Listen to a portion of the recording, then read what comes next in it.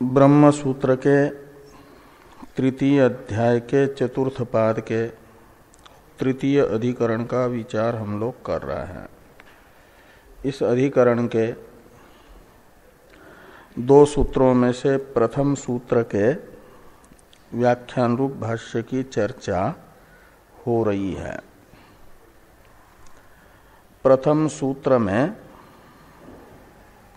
भगवान वेद व्यास जी ने पूर्व पक्ष को बता करके उसका निराकरण भी कर दिया है। सूत्रस्थ स्तुति मात्रम उपादानात ये दो पद सहेतुक पूर्व पक्ष के प्रतिपादक है। स एष रसानाम रसतमः इत्यादि अंगावबद्ध उपासनाओं के प्रकरण में आए हुए जो गुणबोधक वाक्य हैं वे उन वाक्यों में गृहीत कर्मांगों की स्तुति मात्र करते हैं अथवा अपूर्व अर्थ के विधायक है, ज्ञापक है। इस प्रकार का संशय होने पर पूर्व पक्षी ने अपना निर्णय बताया स्तुति मात्रम इस प्रथम पद से, और ये कहा कि स एष रसानाम रसतमः इत्यादि वाक्य उन वाक्यों में गृहीत जो उद्गीतादि कर्मांग है उनकी स्तुति मात्र है। ऐसा इसलिए है कि कर्मांगों का उन वाक्यों में उपादान है, ग्रहण है।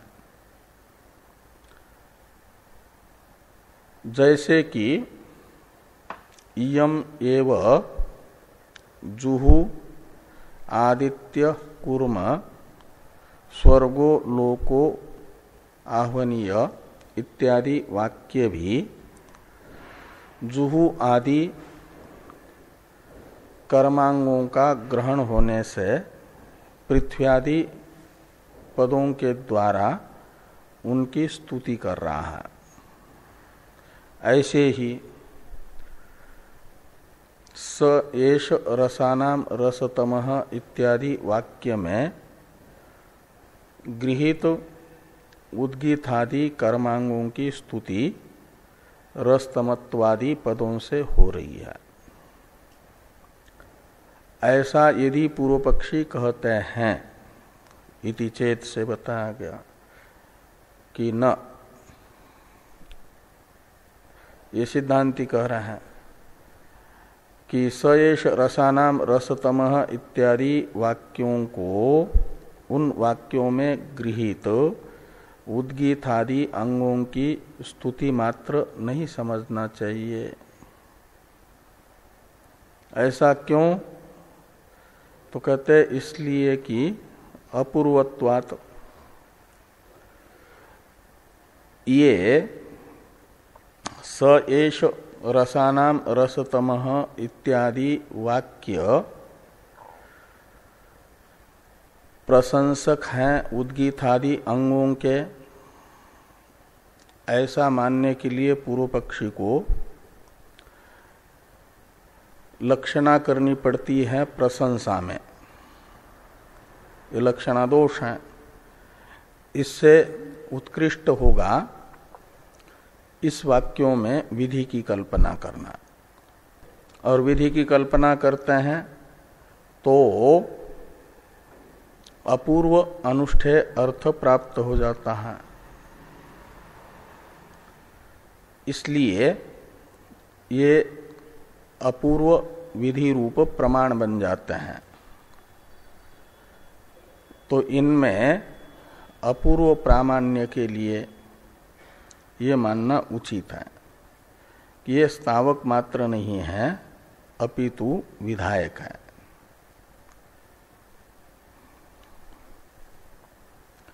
ये न अपूर्वत्वात् इस सूत्रांश से कहा गया। इसी की व्याख्या भाष्य में हम लोग देख रहे थे।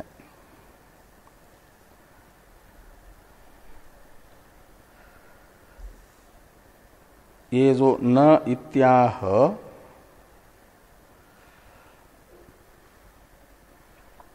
इसके बाद में इसका अर्थ तो सब देख चुके हैं।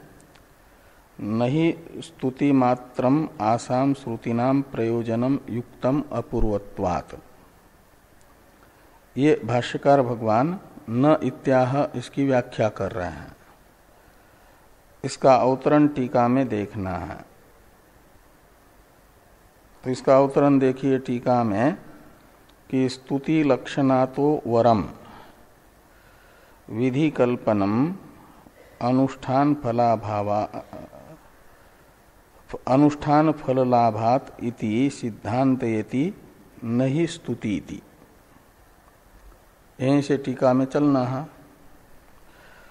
कि स्तुति लक्षणातः वरम यानी श्रेष्ठम विधि कल्पनम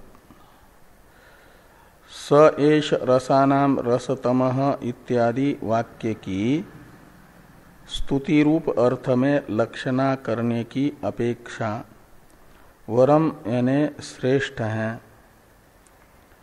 क्या इन वाक्यों में विधि की कल्पना करना।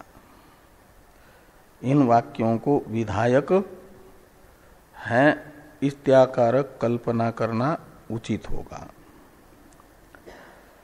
ऐसा क्यों? तो कहते इसलिए कि अनुष्ठान फल लाभात, अनुष्ठानात्मक फल की प्राप्ति होती है।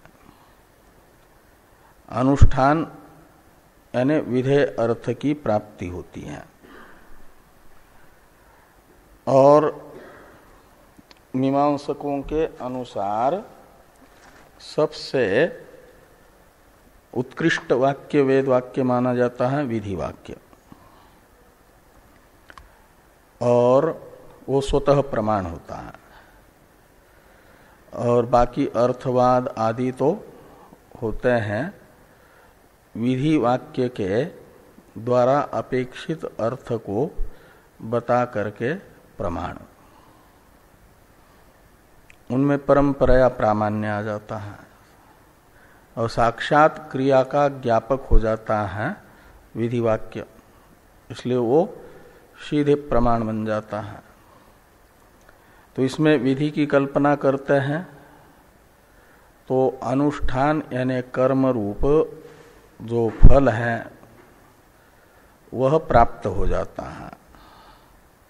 इसलिए इन्हें मानना चाहिए विधि ही, न कि अर्थवाद। ये भाष्यकार भगवान कह रहे हैं नहीं स्तुति मात्रम आसाम श्रुतीनाम प्रयोजनम युक्तम अपूर्वत्वात्। तो आसाम श्रुतीनाम यानी ये जो श्रुतियां हैं स एष रसानाम रसतमः इत्यादि वाक्य जो यहाँ विषय के रूप में बताए गए हैं, इनका स्तुति मात्र प्रयोजन मानना उचित नहीं है, युक्तम न। क्यों कहते? इसलिए कि अपूर्वत्वात् यानी अपूर्व अर्थ के प्रमाणांतर से अज्ञात जो अनुष्ठेय अर्थ हैं उसके ज्ञापक होने से अपूर्वत्वात्। तो विध्यर्थतायाम ही अपूर्वो अर्थो विहितो भवति। तो ये अपूर्व अर्थ कब प्राप्त होगा? जब हम इन्हें प्रशंसक न मान करके विध्यर्थक मानते हैं तो इनका अपूर्व अर्थ अवगत होता है। तो ये कहते हैं कि विध्यर्थतायाम ही, तो विधि रूप अर्थ मानने पर क्या हो जाता है? अपूर्वो ही विहितो भवति, एक अज्ञात अर्थ का ज्ञापन हो जाता है। हाँ, विध्यर्थतायाम सत्याम। तो स एष रसानाम रसतमः इत्यादि वाक्यों को विध्यर्थक मानने पर एक अपूर्व अर्थ प्राप्त होता है, विहित होता है। और स्तुत्यर्थतायांतु, और पूर्व पक्ष जैसा मानते हैं उसके अनुसार यदि सएष रसानाम रसतमः इत्यादि वाक्यों को केवल स्तुति मात्र मानेंगे, प्रशंसा मात्र मानेंगे, तो कर्मांगों की प्रशंसा, तो अनर्थक्यम एव स्यात्, इनमें अनर्थक्य की आपत्ति आती है। अनर्थक्य कहते हैं अप्रामाण्य को, अप्रामाण्य की आपत्ति आएगी।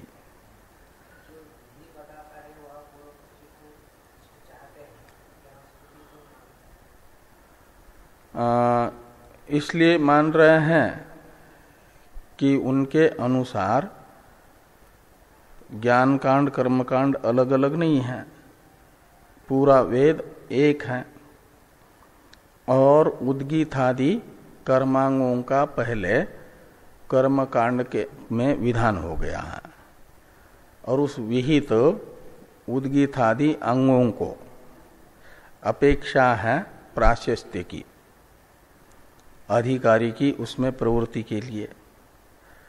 इसलिए वे कहते हैं प्राशस्त्य के बोधक हैं। विहित जो अंग उसका प्राशस्त्य बताते हैं ये वाक्य। जैसा ये जुहू आदि अंगों का प्राशस्त्य बताते हैं इयम एव जुहू इत्यादि वाक्य, ऐसा मानते हैं पूर्व पक्षी।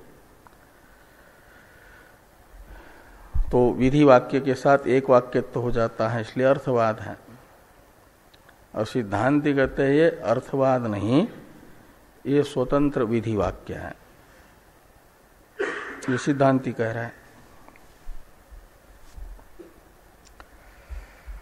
तो स्तुत्यर्थतायांतु अनर्थक्यम एव स्यात्, यदि हम स्तुति रूप प्रयोजन वाले मानते हैं इनको, स एष रसानाम रसतम इत्यादि वाक्यों को, इनकी स्तुति में लक्षणा करके स्तुति अर्थ मानते हैं, तो इनमें अप्रामाण्य की आपत्ति आती है। स्वतः विधि वाक्य ही स्वतः प्रमाण होता है, और प्रशंसक वाक्य तो, अर्थवाद वाक्य तो विधि के द्वारा अपेक्षित विधेय अर्थ की स्तुति करके वह परंपराया प्रमाण बन जाता है।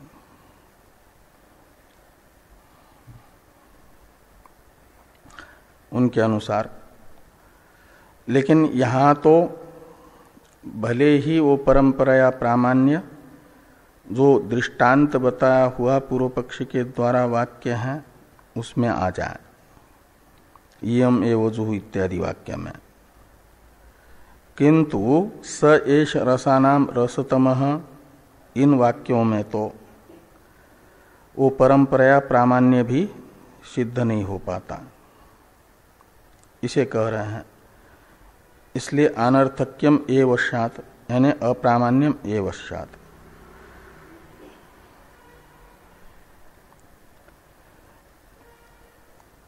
कैसे परंपराया भी प्रामाण्य सिद्ध नहीं हो पाएगा, इसे स्पष्ट करने के लिए आगे वाला वाक्य है। उससे पहले टीकाकार विधायकस्य इत्यादि का अवतरण लिखने से पहले इस अधिकरण के 6 अंशों में से एक फलात्मक अंश होता है ना, वो फलात्मक अंश बता रहे हैं। तो फल बताते हैं कि पूर्व पक्षे तु अननुष्ठानम फलम, सिद्धांते तु अनुष्ठानम फलम इति मंतव्यम। इस अधिकरण के पूर्व पक्ष के मत के अनुसार अनुष्ठान ये फल होगा। स्तुति मात्र फल है, स्तुति कोई अनुष्ठान नहीं है। और सिद्धांत के अनुसार इन वाक्यों के द्वारा प्रतिपादित विहित जो उपासना है उसका अनुष्ठान होगा। इसलिए अनुष्ठान रूप फल सिद्धांत मत में सिद्ध होगा। ये फल भेद हैं। अब विधायकस्य ही शब्दस्य इत्यादि का अवतरण लिखते हैं टीकाकार। स्थावकत्वेन अर्थवत्वं किम न स्यात् इत्यत आह विधायकस्य इति। ये जो कहा कि यदि स एष रसानाम रसतम इत्यादि वाक्यों को मानते हैं प्रशंसक, तो अनर्थक्य की आपत्ति आती है, ये सिद्धांतियों ने कहा। पूर्व पक्ष के मत में स एष रसानाम रसतम इत्यादि वाक्यों में अनर्थक्य यानी अप्रामाण्य की आपत्ति नामक जो दोष सिद्धांतियों ने बताया है,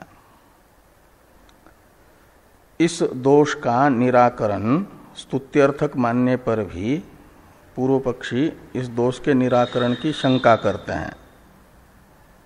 कहते हैं स्थावकत्वेन अर्थवत्वम किम न स्यात्। तो जैसे इयम एव जुहु आदित्य कुर्म इत्यादि वाक्य कर्मांग के प्रशंसक बनकर के प्रमाण है, उनका स्वार्थ में तात्पर्य नहीं है, किंतु कर्मांगों के प्राशस्त्य में तात्पर्य होने से वे ये जुहादि कर्मांग प्रशस्त हैं, इस अर्थ में प्रमाण बनते हैं, सार्थक बनते हैं। ऐसे ये स एष रसानाम रसतम इत्यादि वाक्य भी उद्गीतादि कर्मांगों के प्राशस्त्य को बता करके प्रशंसक बन करके प्रमाण क्यों नहीं होंगे। इयम एव जुहु इत्यादि वाक्य के तरह प्रशंसक बन करके इनमें प्रामाण्य आ सकता है, ये शंका है कि स्थावकत्वेन अर्थवत्वम यानी प्रामाण्यम किम न स्यात्, इनमें प्रामाण्य क्यों नहीं होगा। यानी पूर्व पक्षी का कथन है कि अवश्य हो सकता है, और इयम एव जुहु इत्यादि वाक्य के तरह स्थावक बन करके प्रामाण्य, ये पूर्व पक्षी का अभिप्राय है। इत्यत आह यानी इस प्रकार की पूर्व पक्षी की ओर से शंका की जाने पर, इत्यतः का अर्थ है आह कहते हैं। भगवान भाष्यकार पूर्व पक्षी की इस शंका का समाधान करते हैं कि विधायकस्य ही शब्दस्य वाक्यशेष भावं प्रतिपद्यमाना स्तुति उपयुज्यते इति उक्तम। विधिना तु एक वाक्यत्वात् स्तुत्यर्थेन विधिनांसु इत्यत्र। कहते हैं आप मीमांसकों ने ये कहा है, क्या कहा है कि विधिना तु एक वाक्यत्वात् स्तुत्यर्थेन विधिनांसु, ये पूर्व मीमांसा का सूत्र है। और पूर्व मीमांसा के इस सूत्र से मीमांसकों ने यानी जैमिनी जी ने ये कहा है कि विधिना एक वाक्यत्वात्, विधिना यानी विधि वाक्य के साथ अर्थवाद वाक्य का एक वाक्यत्व होने से विधि नाम स्तुत्यर्थेन सार्थका शु अर्थवादा, ऐसा लगाना। तो विधि नाम स्तुत्यर्थेन, तो विधेय अर्थ के स्तुति अर्थक बन करके, प्रशंसक बन करके, अर्थवाद वाक्य सार्थक होते हैं यानी प्रमाण बनते हैं। ये इस सूत्र से जैमिनी जी ने कहा है। अर्थात अर्थवाद वाक्य में प्रामाण्य कब आता है? जब वे विधि वाक्य के साथ एक वाक्यतापन्न होते हैं। विधि वाक्य के साथ एक वाक्यता होने का अर्थ होता है विधि वाक्य के साथ अन्वित हो जाना, तो विधि वाक्य के साथ मिल जाना। तो विधि वाक्य अपने साथ अर्थवादों को कब मिलाएगा? जब विधि वाक्य के द्वारा अपेक्षित किसी अर्थ का संपादक बन जाएगा अर्थवाद वाक्य, तब तो विधि वाक्य की जिस पदार्थ विषयक अपेक्षा है वह पदार्थ यदि समर्पित करेगा विधि वाक्य को, तब तो विधि वाक्य अर्थवाद वाक्य को अपने साथ मिलाएगा। हाँ, तो ये मिलाना ही एक वाक्यता है। और विधि वाक्य को अपेक्षा होती है विधि वाक्य के द्वारा जिसका विधान किया जा रहा है उस विधेय अर्थ के प्राशस्त्य की। ऐसा कोई आकर के अधिकारी को बता दें कि इस विधि वाक्य के द्वारा विहित अर्थ प्रशस्त है, महान है, उसका महात्म्य बता दे, स्तुति करें, ये अपेक्षा होती है विधि वाक्य को अपने द्वारा विहित अर्थ की स्तुति करने कोई करे आकर के करके। और अर्थवाद वाक्य विधि वाक्य के द्वारा विहित अर्थ का प्रशंसक बनता है, यदि उसका प्राशस्त्य बताता है तो विधि वाक्य उसे मिला लेगा, यानी विधि वाक्य के साथ एक वाक्यता होगी। और जब विधि वाक्य के साथ अर्थवाद वाक्य की एक वाक्यता होती है तब अर्थवाद वाक्य प्रमाण माना जाता है, सार्थक माना जाता है।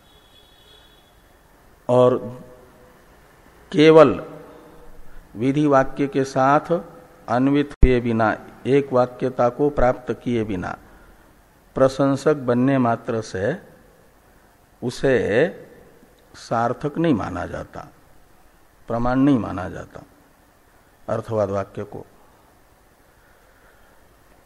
ये नियम है मीमांसकों का, इस सूत्र से बताया गया हो।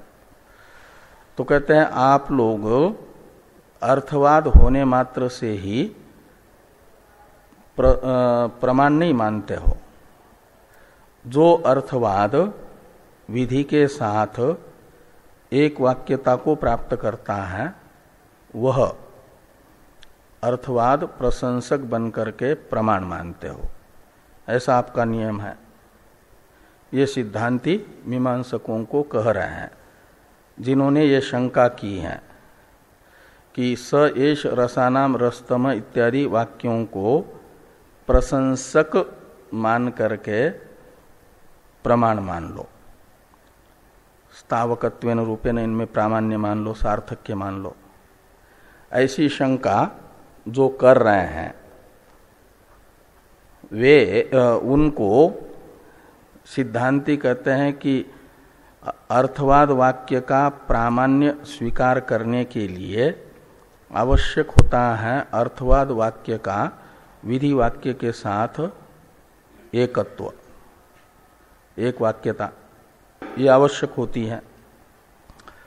तो स एष रसानाम रसतमः इत्यादि वाक्यों की भी यदि किसी विधि वाक्य के साथ एक वाक्यता होगी तब तो प्रमाण माना जाएगा, और यदि एक वाक्यता नहीं होगी तो प्रमाण नहीं होगा, फिर अप्रामाण्य आएगा। तो यही कहते हैं कि इनमें प्रामाण्य इसीलिए नहीं आ पा रहा है कि विधि वाक्य के साथ एक वाक्यता स एष रसानाम रसतम इत्यादि वाक्य की नहीं बन पाती। क्यों नहीं बन पाती? जैसा मीमांसक कह रहे हैं उसके अनुसार।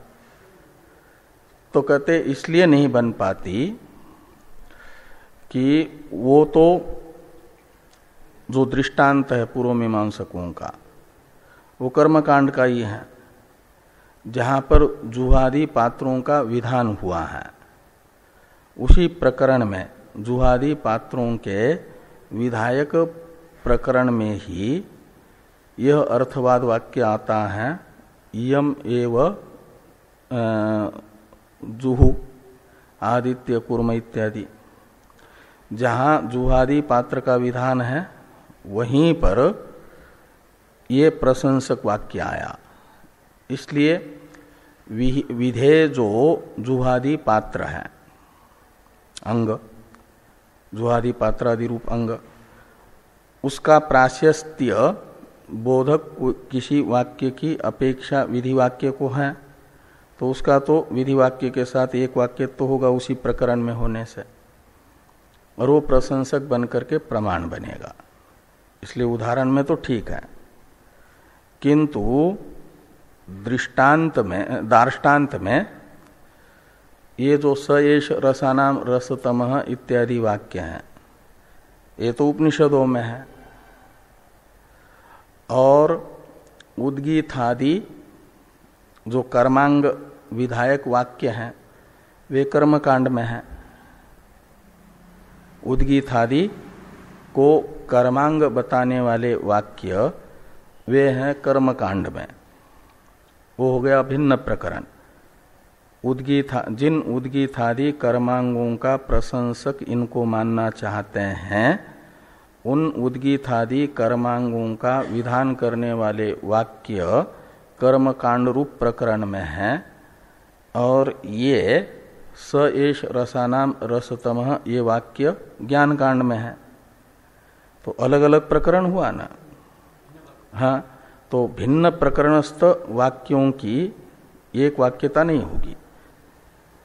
विधि वाक्य के प्रकरण में पठित अर्थवाद वाक्य तो विधि वाक्य के साथ अन्वित होगा, एक वाक्यतापन्न होगा, और वो प्रशंसक बनकर के प्रमाण बनेगा। इनका तो उद्गीतादि अंगों के विधायक वाक्य भिन्न प्रकरण में होने से उद्गीतादि अंगों के विधायक वाक्य के साथ एक वाक्य तो ही नहीं होगा। एक वाक्य तो न होने से इनमें स्थावकत्वेन रूपेण प्रामाण्य सिद्ध नहीं होगा, स्थावकत्वेन रूपेण ये सार्थक नहीं बनेंगे। इसलिए हमने कहा स्तुत्यर्थतायान्तु अनर्थक्यम एव प्रसज्जेत।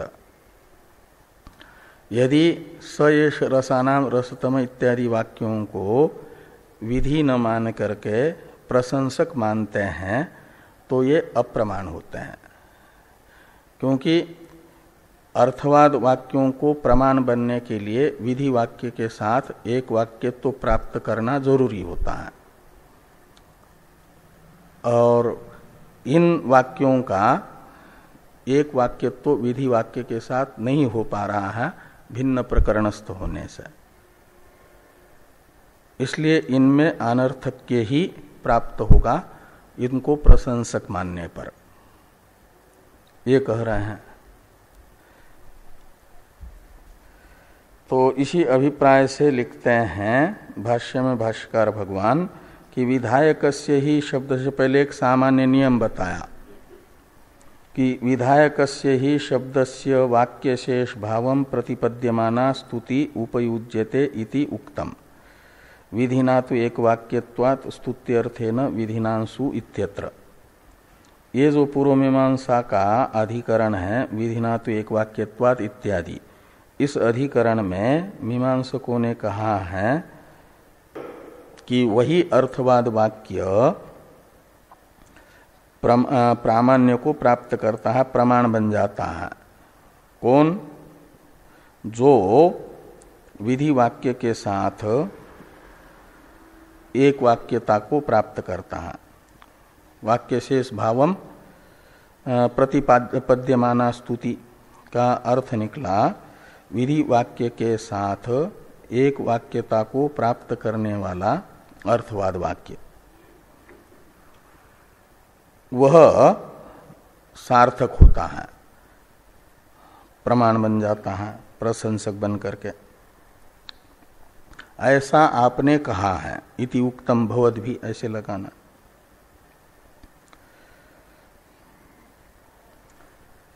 वह बात यहां पर बन नहीं पा रही है, ये आगे कहते हैं प्रदेशांतर इत्यादि से। तो प्रदेशांतर विहितानाम तु उद्गीतादीनाम इयम प्रदेशांतर पठिता स्तुतिर वाक्य शेष भावम अप्रतिपद्यमाना अनर्थिका एवश्यात। ये कहा कि प्रदेशांतर विहितानाम, इसमें प्रदेशांतर शब्द का अर्थ है प्रकरणांतर, प्रदेश शब्द का अर्थ है प्रकरण, प्रदेशांतर का अर्थ निकलेगा प्रकरणांतर, भिन्न प्रकरण। हाँ, तो भिन्न प्रकरण में विहित जो उद्गीतादि कर्मांग है, वो कर्मकांड, यहाँ प्रदेशांतर शब्द से लेंगे कर्मकांड को, तो कर्मकांड रूपी भिन्न प्रकरण में विहित जो उद्गीतादि कर्मांग हैं, उनकी इयम प्रदेशांतर पठिता स्तुतिर, ये जो स एष रसानाम रसतमः इत्यादि वाक्य से की जाने वाली स्तुति है, वह प्रदेशांतर में पठित है, का मतलब ज्ञान कांड रूप प्रकरण, भिन्न प्रकरण में पठित है। तो स्तुति वाक्य शेष भावम अप्रतिपद्यमाना का अर्थ निकलेगा उद्गीतादि कर्मांगों के विधायक वाक्य के साथ एक वाक्यता को प्राप्त नहीं कर पाएंगे। ये अर्थवाद वाक्य स एष रसानाम रसतम इत्यादि उपनिषदों में पढ़े गए वाक्यों की एक वाक्यता उद्गीतादि कर्मांगों के विधायक वाक्य के साथ नहीं हो पाएगी। तो एक वाक्यता नहीं होगी तो फिर वे प्रशंसक बन करके भी प्रमाण नहीं बन पाएंगे। हाँ, उसका प्रशंसक ही नहीं बना, एक वाक्यता ही नहीं हुई। वाक्य शेष भाव को प्राप्त करने का अर्थ है एक वाक्यता को प्राप्त करना। वो एक वाक्यता को प्राप्त नहीं करेगा। वाक्य शेष भावम अप्रतिपद्यमाना का अर्थ है एक वाक्यता को प्राप्त नहीं कर पाएगा। ये स एष रसानाम रसतम इत्यादि अर्थवाद वाक्य तो अनर्थिका एवश्यात, तो ये अनर्थक हो जाएगा, मतलब अप्रमाण हो जाएगा। इस प्रकार इसमें जो हमने अनर्थक यानी अप्रामाण्य की आपत्ति बताई थी वह उचित ही बताई। और दृष्टांत में तो ठीक है, वो समान प्रकरणस्थ है, इसलिए वहां स्थावकत्वेन प्रामाण्य का जो प्रयोजक है विधि वाक्य के साथ एक वाक्यत्व वो हो जाएगा।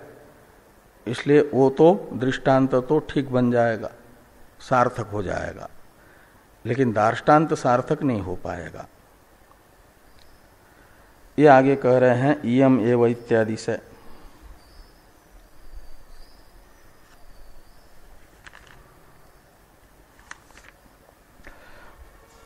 तो भाष्य में ही देखिए कि इयम एव जुहु इत्यादि तु विधि सन्निधौ एव आम्नातम इति वैषम्यम, यानी दृष्टांत और दार्ष्टान्त में विषमता है। पूर्व पक्षी का जो दृष्टांत है और दार्ष्टान्त है इसमें विषमता है। पूर्व पक्षी का दृष्टांत है इयम एव जुहु आदित्य कुर्म इत्यादि, वो है कर्मकांड के प्रकरण में ही पढ़ा हुआ, और वहीं पर जुहादि कर्मांगों का विधायक वाक्य भी है। तो समान प्रकरणस्थ होने से विधि वाक्य और अर्थवाद वाक्य, अर्थवाद वाक्य की विधि वाक्य के साथ एक वाक्यता होगी, इसलिए स्थावकत्वेन प्रामाण्य आ जाएगा। ये तो दृष्टांत है, और दार्ष्टान्त में ऐसा नहीं है। दार्ष्टान्त में तो अर्थवाद वाक्य हैं ज्ञान कांड में, और कर्मांग का विधायक वाक्य है कर्म कांड में। इसलिए कर्मकांडस्थ कर्मांगों के विधायक वाक्य के साथ ज्ञान कांडस्थ स एष रसानाम रसतम इत्यादि वाक्य की एक वाक्यता न होने से प्रामाण्य सिद्ध नहीं होगा। ये कहा तो इयम एव जुहु इत्यादि तो विधि सन्निधा बेव आम्नातम इति वैषम्यम तस्मात् विध्यर्था एव एवं जातीय का श्रुतय। इसलिए स एष रसानाम रसतमः परमः परार्ध्यो इत्यादि जो श्रुतियां हैं वे स्थावक नहीं है, वो जातीय एक प्रत्यय होता है प्रकार अर्थ में। प्रकार अर्थ में इत्येवं जातीय का अर्थ निकलेगा इत्येवं प्रकारा, इत्येवं विधा, एवं विधा। तो तस्मात् विध्यर्था एव एवं जातीय का यानी एवं विधा श्रुतय। इस प्रकार की जो श्रुतियां हैं ये श्रुतियां अर्थवाद न होकर के, कर्मांगों की प्रशंसक न होकर के स्वतंत्र विधायक हो जाएगी, विध्यर्थक हो जाएगी। थोड़ी टीका है, टीका को देखिए। युक्तम इयम एव जुहु इत्यादि श्रुतीनाम फलवत जुहादि विधि प्रकरणस्थतया स्थावकत्वेन अर्थवत्वम। यानी दृष्टांत दार्ष्टान्त में वैषम्य बता रहे हैं जो भाष्य में बताया गया था। कहते हैं कि इयम एव जुहु इत्यादि जो अर्थवादात्मक श्रुतियां हैं कर्मकांड की, वे सफल जो जुहादि का विधान करने वाला प्रकरण है उस प्रकरणस्थ होने से यानी विधिवाक्य के समीप में होने से स्थावकत्वेन अर्थवत्वम, ये जो है ये उचित है मानना। किंतु रसतमादि श्रुतिनांतु कृत्वंग विधि प्रकरणस्थत्व अभावात फलवद अपूर्व उपास्ति विधायकत्वम एव युक्तम कृत्वंतर श्रुतिवत इति भावः। तो ये जो स एष रसानाम रसतमः इत्यादि श्रुतियां हैं, यह श्रुतियां तो कर्मांग के विधायक प्रकरण में पठित न होने से इन्हें सफल अपूर्व जो उपासना है उस उपासना का विधायक ही मानना उचित है। सफल अपूर्व उपासना का मतलब प्रमाणांतर से अनवगत जो फलवान उपासना है उस उपासना का विधायक सयेष रसानाम रसतम इत्यादि वाक्यों को मानना उचित होगा। इनको विधि मानना ही उचित है। युक्तम यानी उचितम। कैसे? तो कहते कृत्वंतर श्रुतिवत। तो जैसे राजसूयेन राजा राजसूयेन यजेत इत्यादि वाक्य राजसूय याग का विधान करता है और दूसरा वाक्य है वह विधान करता है मान लो विश्वजित याग का, विश्वजिता यजेत सोमेन यजेत इत्यादि यागांतर। तो ये जैसे स्वतंत्र विधि है,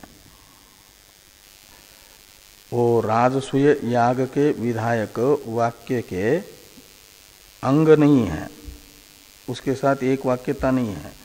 जैसा एक स्वतंत्र विधि वाक्य है राजसूय न यजेत, ऐसा सोमेन यजेत यह वाक्य भी एक स्वतंत्र सोम याग का विधायक है। जैसे ऐसे स एष रसानाम रसतमः इत्यादि वाक्य भी स्वतंत्र फलवती उपासना का विधान करने वाले होंगे। ये यहां पर बताया गया। अब जो द्वितीय सूत्र है इस अधिकरण का भाव शब्दाच्च, इसका अवतरण लिखते हैं टीकाकार किंच अत्र विधि कल्प्य इति कृत्वा चिंतया उक्तम वस्तुतस्तु तु न कल्प्य क्लिप्तत्वात् इत्याह भावेति। तो ये कहते हैं प्रथम सूत्र के भाष्य में भाष्यकार भगवान ने और सूत्रकार ने ये मान करके कि सयेष रसानाम रसतमः इत्यादि विधिवाक्य स्वयं ही विधायक है। यद्यपि इन वाक्यों में विधायक प्रत्यय नहीं है, विध्यर्थक लिंगादि प्रत्यय नहीं है ना, तो भी उस विधायक विध्यर्थक प्रत्यांत पद की कल्पना करके माना कि ये स्वतंत्र विधि है। स्वयेष रसानाम रसतम इत्यादि वाक्य अर्थवाद नहीं है, विधि है। ये प्रथम सूत्र में और उसके भाष्य में सूत्रकार तथा भाष्यकार भगवान के द्वारा कहा गया। वह इस अभिप्राय से कहा गया कि अत्र विधि कल्प्य इति कृत्वा चिंतया उक्तम। तो अत्र यानी इन वाक्यों में सयेष रसानाम रसतमः इत्यादि वाक्यों में विधि की कल्पना करनी है, ऐसा मान करके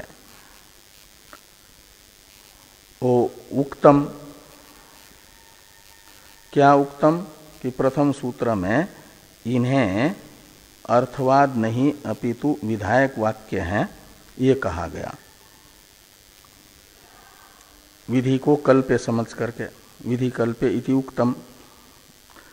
अब आगे कहते हैं कि वस्तुतः न कल्प्य, यानी वस्तुतः विधि की कल्पना करने की भी आवश्यकता नहीं है। क्यों? तो कहते हैं क्लिप्तत्वात्। क्लिप्त शब्द का अर्थ होता है निश्चित। क्लिप्तत्वात् का अर्थ है निश्चितत्वात्। वहां पर विधि निश्चित होने से कल्पना की जरूरत नहीं है, क्लिप्त विधि है। यानी वहां पर लिंग विध्यर्थक लिंग प्रत्यांत पद का प्रयोग विद्यमान है। उसी प्रकरणस्थ पद में ओम इत्येतद अक्षरम उद्गीतम उपासीत, यहाँ पर उपासीत यह विध्यर्थक प्रत्यांत पद प्रयोग है, वही विधि है और वो एक ही प्रकरण है। वहीं पर सयेष रसानाम रसतमः वाक्य आया है। तो समान प्रकरण में ही जहाँ पर उद्गीत उपासना की विधि है, वहीं पर सयेष रसानाम रसतमः यह वाक्य पठित होने से इस वाक्य में अलग से विधि की कल्पना करने की आवश्यकता नहीं है।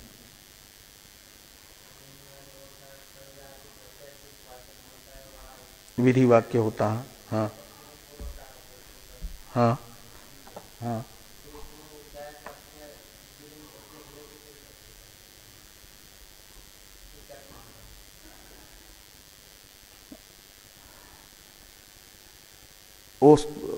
वो कहते हैं कि फिर इसकी स्तुति वाला मान लो।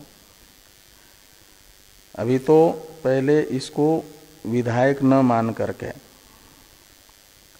क्योंकि उनके अनुसार तो ये सब जो है उद्गीत की उपासना आदि भी नहीं बताई जा रही है। पूर्व पक्ष के अनुसार ये अनुवाद है और उद्गीत का प्राशस्त्य मात्र बताया जा रहा है।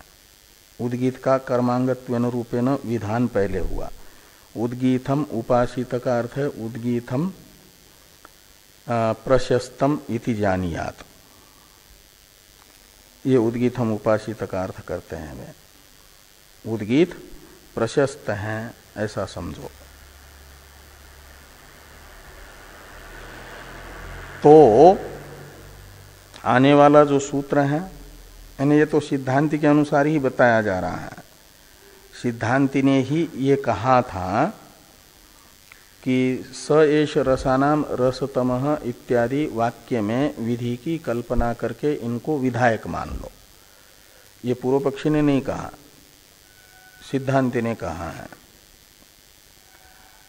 अब सिद्धांति ये कहते हैं कि स एष रसानाम रसतमः इत्यादि जो वाक्य हैं, इन वाक्यों में विधि की कल्पना करने की आवश्यकता नहीं है। ये सिद्धांति ही कह रहे हैं। पूर्व सूत्र में सूत्रकार तथा भाष्यकार भगवान ने जिन वाक्यों में विधि की कल्पना करने के लिए कहा था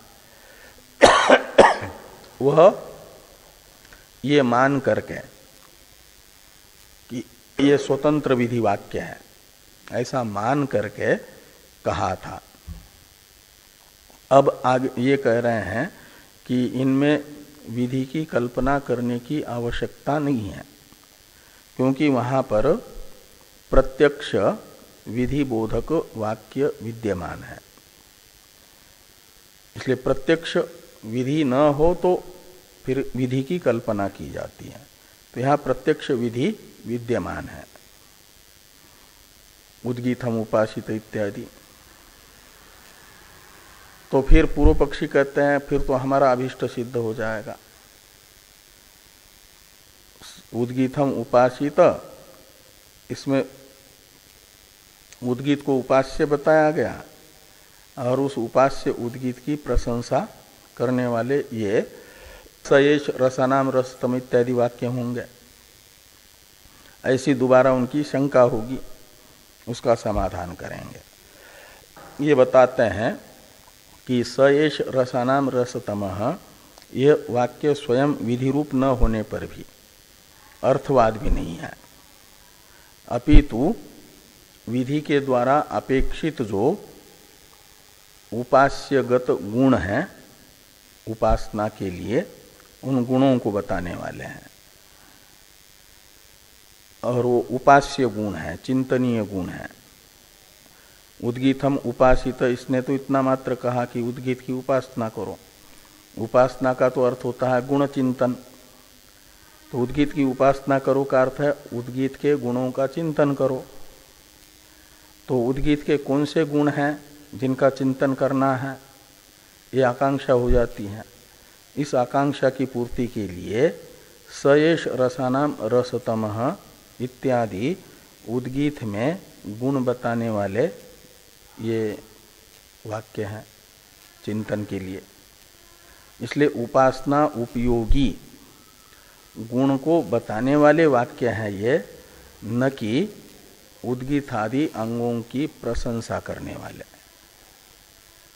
ये यहाँ पर बताया जाएगा।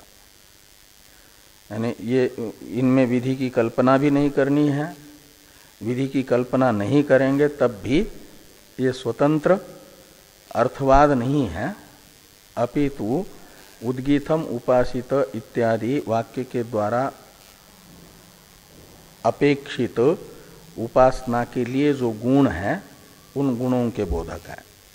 ये अर्थवाद नहीं है, उपासना के लिए अपेक्षित गुणों के समर्पक हैं। ये यहाँ पर भाव शब्दाच्य इत्यादि सूत्र तथा भाष्य के द्वारा बताया जा रहा है। हाँ, भिन्न प्रकरण भी नहीं है और ये अर्थवाद बन करके विधि वाक्य के साथ एक वाक्यतापन्न भी नहीं होंगे, अपितु विधि वाक्य के द्वारा अपेक्षित चिंतन के लिए गुणों के समर्पक होंगे, इसलिए प्रमाण हो जाएंगे। ये बताने के लिए ये सूत्र है भाव शब्दाच्य।